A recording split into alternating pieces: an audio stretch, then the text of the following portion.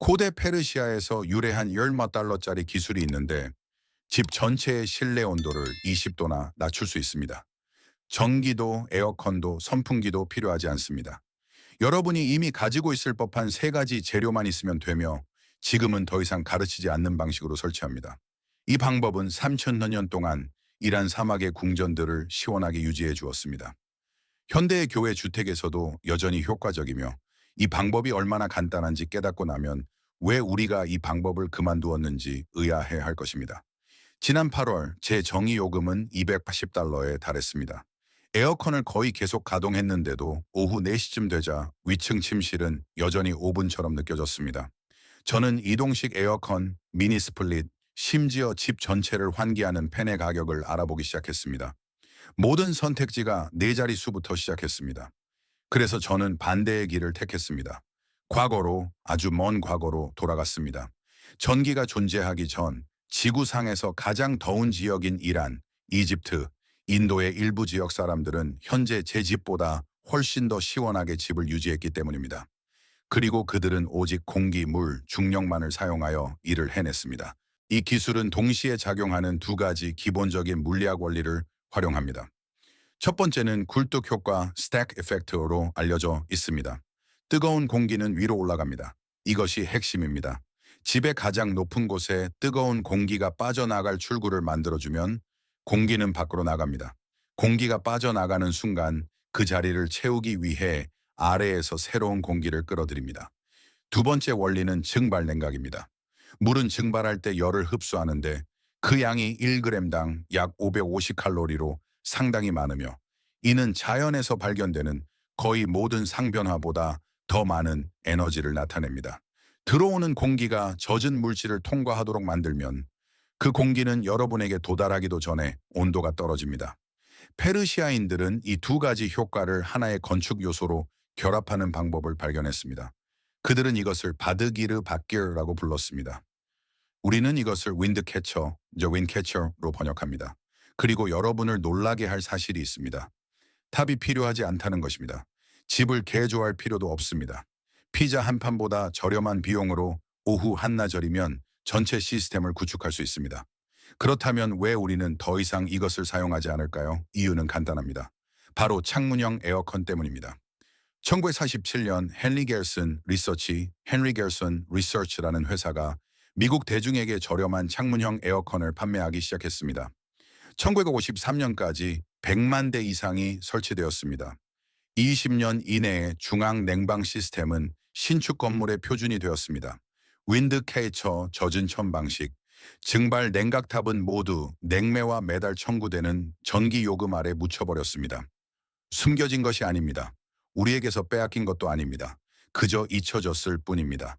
더 편리하지만 작동하는 데는 엄청나게 더 많은 비용이 드는 것으로 대체되었습니다. 하지만 물리학은 결코 변하지 않았습니다. 뜨거운 공기는 여전히 위로 올라갑니다. 물은 여전히 증발합니다. 그리고 전기가 불안정하거나 너무 비싼 지역에서는 바로 이 시스템이 여전히 수백만 가구를 시원하게 해주고 있습니다. 우리는 그저 관심을 기울이지 않았을 뿐입니다. 현대판 버전은 다음과 같습니다. 집의 그늘진 쪽에 있는 창문 하나를 선택합니다. 북향이나 동향이 이상적입니다. 창틀 안쪽에 젖은 삼배나 면 조각을 걸어둡니다.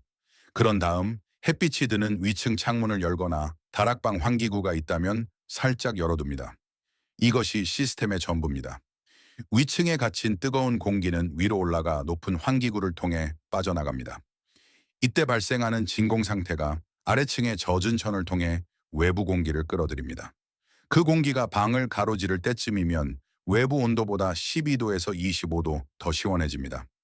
건조한 기후에서는 그 감소폭이 훨씬 더 극적입니다. 외부 온도가 95도인 날 저는 21도나 떨어지는 것을 측정했습니다. 집 안은 압축기나 선풍기를 가동하지 않고 플러그를 꽂은 것이 전혀 없는데도 74도를 유지했습니다. 정확히 필요한 것은 다음과 같습니다. 천가게에서 약 $10면 살 수 있는 천연 삼배나 표백하지 않은 면 1야드. 이미 가지고 있지 않다면 약 $3 정도 하는 5갤런짜리 양동이 하나. 창문 크기에 맞는 스프링식 커튼봉 하나, 약 $10. 작은 그릇에 담긴 일반 식탁용 소금은 선택사항이지만 증발 속도를 늦춰 물을 다시 채울 때까지 시스템이 더 오래 작동하도록 해줍니다. 이것이 쇼핑 목록의 전부입니다. 대략 14달러 정도입니다. 이제 설치 방법입니다. 집에서 가장 그늘진 창문을 고르되 주로 부는 바람을 마주하는 쪽이 이상적입니다. 창틀 안쪽에 커튼봉을 설치합니다.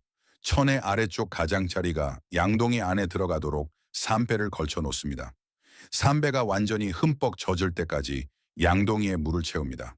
천은 모세관 현상을 통해 물을 위로 빨아올리며 여러분이 손대지 않아도 몇 시간 동안 젖은 상태를 유지합니다. 이제 위층으로 올라가 집 반대편에 있는 창문 하나를 열거나 다락방 출입구가 있다면 살짝 열어둡니다. 높은 곳의 환기구와 낮은 곳의 흡입구 사이에 온도 차이가 클수록 시스템은 공기를 더 강하게 끌어당깁니다. 끝입니다. 집은 약 10분 안에 시원해지기 시작합니다. 1시간 이내에 최고조의 냉각 효과에 도달합니다. 그리고 태양이 무료로 제공하는 지하실과 지붕 사이의 온도 차이만이 유일한 에너지원이기 때문에 작동하는데 비용이 전혀 들지 않습니다. 몇 가지 작은 업그레이드를 통해 전체 시스템이 더 잘 작동하게 만들 수 있습니다. 공기가 3배 주위로 빠져나가지 않고 3배를 통과하도록 팽팽하게 당겨주세요. 매우 더운 곳에 살고 있다면 2겹을 사용하세요. 양동이의 물은 아침에 한 번, 밤에 한 번 다시 채워주세요. 수돗물이 경수라면 식초 1스푼을 넣어 천에 미네랄이 쌓이는 것을 늦추세요. 그리고 시스템을 더 강력하게 가동하고 싶다면 가장 더운 오후에 젖은 천 앞에 얕은 얼음 쟁반을 놓아두세요. 얼음에서 뿜어져 나오는 냉기와 증발로 인해 끌어당기는 힘이 결합되어 들어오는 공기의 온도를 5도에서 8도 더 낮춰줄 것입니다. 이 중 어느 것도 전력을 필요로 하지 않습니다. 아무도 말해주지 않는 사실이 있습니다. 이 시스템은 밖이 더울수록 더 강력해진다는 것입니다. 대부분의 냉방 솔루션은 1년 중 가장 더운 날에 고장납니다. 창문형 에어컨은 외부 온도가 95도 이상으로 올라가면 작동에 어려움을 겪습니다. 히트펌프는 100도 이상에서 효율을 잃지만 증발 냉각은 그 반대입니다. 외부 공기가 덥고 건조할수록 물 1g이 증발하면서 흡수하는 열이 더 많아집니다. 건조한 기후에서 105도인 날, 이 설정은 들어오는 공기를 30도나 낮출 수 있습니다. 피닉스, 라스베이거스, 캘리포니아와 텍사스의 건조한 지역에서 이것은 예비책이 아닙니다. 수백만 가구의 주된 냉방 시스템입니다. 사람들은 그저 그것을 스왑프 쿨러, 스왑 쿨러라고 부르며 현대의 발명품인 척할 뿐입니다. 그렇지 않습니다. 그것은 새로운 꼬리표를 단 3,000년 된 아이디어입니다. 자, 이제 솔직한 평가를 해보겠습니다. 이 비법에는 한계가 있습니다. 습한 기후에서는 잘 작동하지 않습니다. 이슬점이 65도 이상이면 공기가 더 이상 많은 물을 흡수할 수 없어 냉각 효과가 빠르게 떨어집니다. 따라서 플로리다, 휴스턴 또는 캐롤라이나에 거주하는 경우 이것은 완벽한 해결책이 아닙니다. 하지만 북미의 건조한 내륙 절반, 평원, 산악 서부, 남서부, 캘리포니아 내륙 대부분, 그리고 여름철 캐나다의 넓은 지역에서는 이 단일 설정이 탐의 900달러짜리 미니 스플릿이 할 일을 단 15달러로 해낼 것입니다.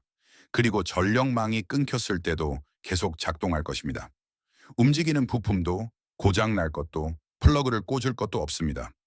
오직 물리학과 젖은 천만이 단 1와트의 전기도 없었던 천천년 전 사막에서 했던 역할을 그대로 수행할 뿐입니다. 잊혀진 DIY에 대한 이 이야기가 집안의 열기를 바라보는 여러분의 시각을 바꿔놓았다면 구독과 좋아요를 부탁드립니다.